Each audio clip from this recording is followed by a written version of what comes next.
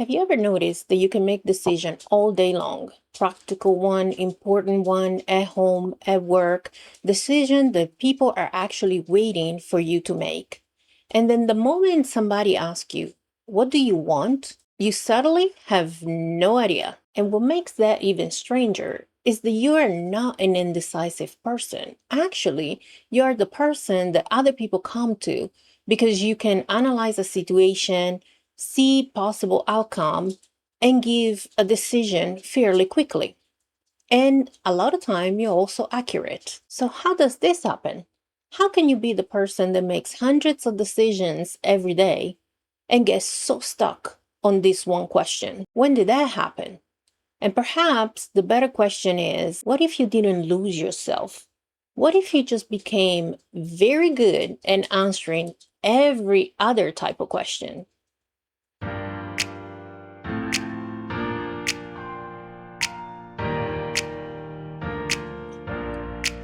I started thinking about this because I realized in a few moments during my career that I was very good at deciding what was next, but not putting as much effort or thought into what do I want next. I remember one episode when I was just promoted to a high level executive position.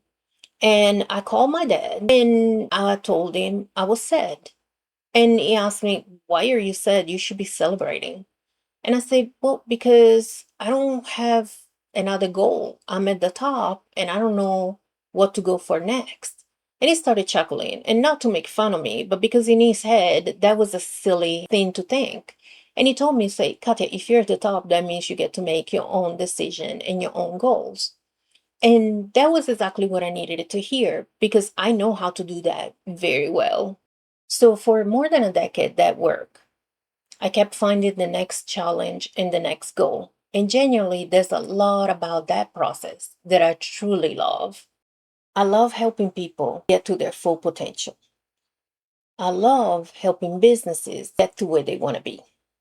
And as I became more skillful and successful, I realized that being successful and being good at something is not necessarily the same as being aligned. There were parts of my work that really energized me. But then there were parts like the politics, the day to day tasks that came with those kind of roles that really did not speak to me. And what made things hard is that nothing was really wrong. That makes it kind of harder, doesn't it?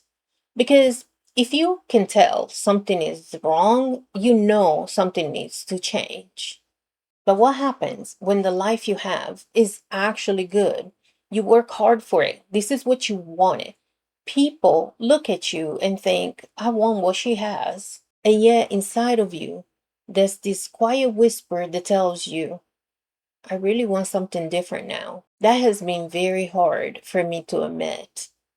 I kept telling myself, you have a good career. You love a lot of what you do. You work hard for this, and you know you've been very blessed.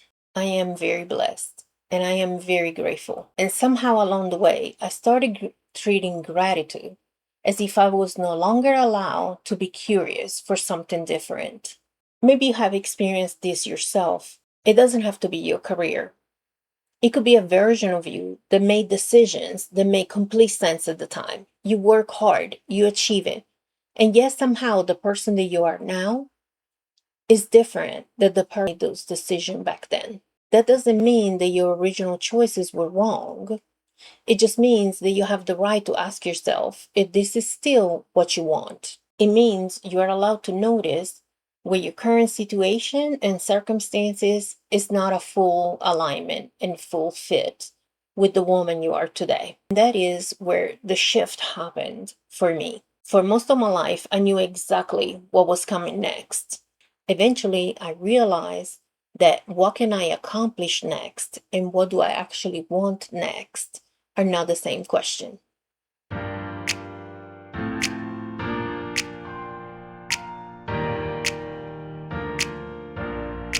Is something comforting about a goal because you know what to do with it. There is a destination. You can usually tell whether you're moving toward it. And eventually, there is a time where you get to say, okay, I did it. Wanting isn't always that organized. Sometimes there is not a finish line. Sometimes you just start noticing that one part of your life feels more like you than another. And then I started noticing the same thing in much smaller moments, which those make it even more relevant because there was really nothing important at stake. It could be a free weekend and somebody asking me, so where do you want to go? And I generally came up with a blank. It wasn't because I was trying to be considerate of others or that I really had something that I wanted to do but didn't want to say it. I really did not have a preference. And I remember finding that very strange because I'm not an indecisive person. If there's a problem to be solved, a decision to be made, I am very comfortable doing that. But give me one free weekend and the question, what do you want to do? And suddenly I'm looking at you like, is this a trick question? And of course, I can always say, I don't care, you pick. No big deal, right? But when you start hearing that often enough, you start to wonder, do I really not care? Or as have I just stopped noticing when I actually do? Because I spent so much of my life making decisions around a purpose, a goal, an outcome, or a problem that needs solving, that facing a decision that has no purpose is very unfamiliar to me. And this is when it all clicked for me. Perhaps knowing what comes next and knowing what I prefer are not the exact same skill. And if that is true, perhaps the fact that you're successful at your job, you're good at managing your family, you make good financial decisions, and you can handle everything that is thrown at you, doesn't necessarily mean that you're equally as focused on noticing what simply feels good to you. That possibility sounded much kinder than having to tell myself, I am lost, because I didn't disappear. I was actually there the whole time. Maybe some parts of me were asked for their opinion more often than others. And if you think about how life actually works, that makes sense. We spend our adult life responding. Somebody asks a question, we address it. Something changes, we adapt. Something needs our attention, and we respond to it. And if we're really good at it, people ask more of us, which can feel very good. I don't want to make being useful the villain here. I like being useful. I like helping people. I like knowing that somebody can count on me. And I like work that really matters. There is real meaning in being needed. So I'm not really interested in a version of this conversation where we say, oh, we need to stop needing each other. We just need to go off by ourselves and discover who we are. That sounds exhausting in a different way. I think the more interesting question is whether the part of you that notice other people's needs have received more attention than the part of you that answer to your own needs. And so that part doesn't speak up as much anymore. She's not completely gone, but maybe she's just used to not to be called on. And then something gives it more room. Perhaps your responsibilities have shifted.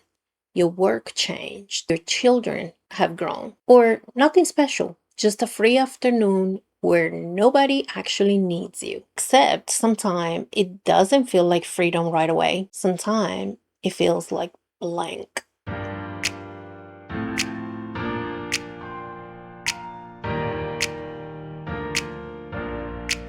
I think there's something about open space that exposes how accustomed we are to having instructions. When there's something that needs to be done, you know what to do. When there's nothing to be done, suddenly the answer has to come from somewhere else. And that is probably why we're so good at filling that space immediately before we even realize what do we really want. There's always something useful to do. We can answer an email, we can run an errand, or we can clean in that thing that's been staring at us for the last 6 months. And sometimes that closet really does need straightening up. And I'm also not suggesting that reorganizing a drawer means that you're going through an existential crisis. Let's be real. Sometimes it's just a messy drawer, right? But I started noticing how comfortable keeping busy is compared to leaving that space empty. Because usefulness gives you feedback. You finish something. You can actually see what you accomplished. But if you're spending 2 hours reading a book just because you enjoyed it, there's really nothing to show for. Maybe that's the whole point. But this is where it gets interesting. Because maybe knowing exactly what you want is worse than not knowing. Once you know, that is information, and you cannot easily put that information back. That is exactly what happened to me at work. Once I started clearly seeing which part of my job energized me and which one did not, I couldn't unsee it. It didn't mean I quit my job the next day, and it also didn't mean that I knew exactly what my next step needed it to be. But now I knew something about myself, and that posed a whole new question. So, what are you going to do with it? Maybe the answer is nothing right now. And that is perfectly fine. Because I think sometimes we get so wrapped up in having to take action toward a new thought or idea or desire, when in all reality, sitting with it is probably the better choice. You don't have to immediately change. You can know something, be aware of it, and still choose to sit on it. You can notice that something doesn't fit as well as it used to, but you don't have to necessarily immediately replace it with something else. Because sometimes the first honest step is not taking action, it's just allowing yourself to know. And I think that can feel very vulnerable, especially if you don't have a great reason for why you want what you want or you feel the way that you feel. You can explain exactly why something is practical or it benefits somebody else, and that is very defendable. But sometimes the explanation is simply, I think I like that. And if you spent a lot of time, like I have, making decisions that were logical, that make sense, that you could easily justify, well, making a decision just because it feels good to you can feel embarrassingly flimsy. Except maybe it isn't. Maybe liking something is very useful information about you, not instructions, information. And that, I think, is where we make the question so much harder than it needs to be.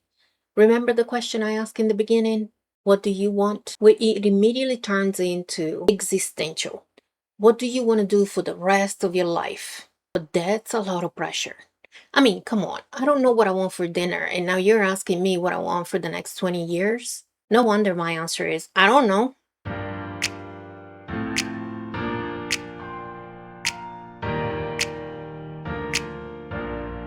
But maybe just start smaller. Put preference before purpose. And preference can be very ordinary. It can be you simply noticing when you end a specific task that you feel just a little bit more alive.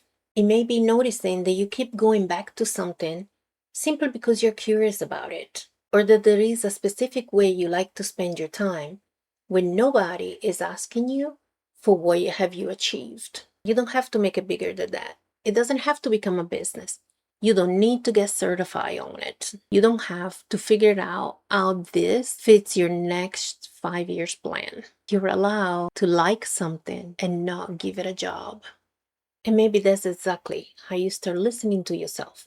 Not by answering the big question, what do I want from my whole life? But by pay attention to the small things that are already there. And I'm curious, does this resonate with you? Because I don't think I'm the only woman that had this moment where she asked herself, wait, why don't I know? So if you have ever been asked, what do you want? And genuinely find yourself at a complete blank, not because you're afraid to answer or not because you're trying to please somebody else, but genuinely unsure, tell me in the comments, where did you notice? Was it at work? Was it finally having free time? Was it something completely ordinary?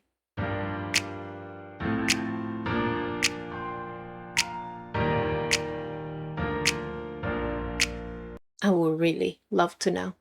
And this brings me to our weekly one unscripted practice. I want to keep this intentionally very simple because I do not need for you to feel that you have one more task to accomplish or to be perfect at.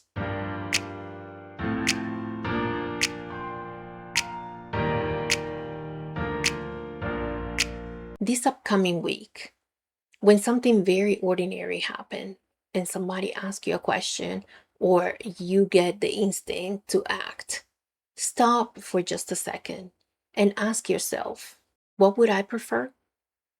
That's it. And the most important part is that you don't have to act on your preference. If everybody else wants pizza and you feel like Thai food, eat pizza with everybody else. The point is not for you to assert yourself or impose your desire onto others. The point is for you to notice, what would you have preferred? I think that is very important because you can practice how to hear yourself without turning everything into a negotiation, either with yourself or with others. You're simply giving that part of you a chance to answer and be heard. And if the answer is still genuinely, I don't know, you're not failing the exercise. You're just noticing where you are. I have also made a very simple page to go with this episode, and it gives you somewhere to collect the things you are beginning to notice. What you want more of, what you like less of, what you're curious about, and the things you keep talking yourself out of before you even really consider them. And at the bottom, there is one question. What is one preference I could honor without turning it into a major life decision? Because maybe you don't need another plan just yet. Maybe you just need a little more information from yourself. So if you have found yourself saying, I don't know what I want anymore, it doesn't mean that there's something wrong with you. And it doesn't mean that you have lost the person that you are or used to be. Maybe you just spent a lot of years answering a very different sets of questions, like what needs to happen, what makes sense, what can I accomplish, what is the responsible choice. And maybe the question, what do I want, didn't get as much practice as all the other. When I think of the conversation with my dad back then, he gave me exactly what I needed to get by in that particular moment. Make your own path, make your own goals. And I did. But eventually, over time, I learned that making my path doesn't necessarily mean that I know exactly what fits me. At some point, the question changed from what can I accomplish next to what part of this life actually feels like me. And maybe that is exactly what is sitting under the I don't know what I want anymore. Not some demand that you figure out your whole life through that one question. Perhaps it's just an invitation to start noticing again what feels like you now. Because maybe I don't know what I want anymore is not the end of the story. Maybe it's simply the moment that you notice you haven't been asking. And now you can. If this conversation was relatable, please subscribe and stay a while. And come back next Saturday for the next episode of Real Women Unscripted, where we will pull more of these threads together. Thank you for being here. I'll see you next Saturday.